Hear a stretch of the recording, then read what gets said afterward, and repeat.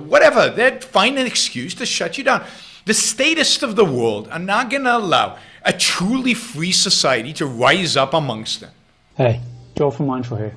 This is my second response to the Yaron Brook video, where he says that it's going to be very difficult / impossible to start a libertarian society on the sea. This response goes a little bit into history. The way that they did it during the 1600s was that they lived under British rule. In other words, they started from the most civilized country at that time, and then they sold lots of goods back to London, Britain, and Europe. They did not declare independence for a long time. They also knew that the monarch sitting on the throne in England could renege on any land patents that were given, so that the Americans, they knew that they did not have solid property rights. Still, the British were quite civilized, so most Americans kept their property. There was some taxation, yes. There was some resentment to the crown for this, yes.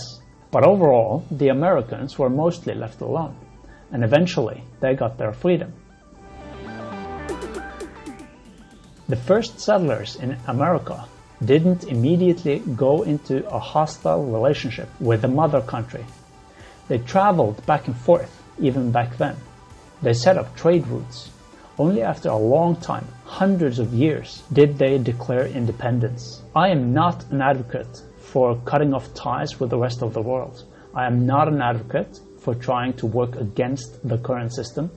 I am an advocate for doing things the way that they have been done in the past, or at least similar to how it's been done in the past, just modified, so that we can get to building a society of reason as fast as possible. The use of force is generally very impractical when it comes to dealing with humans. We have to resort to words, and we should talk with the most reasonable people in the world, the Americans. Thank you for your time.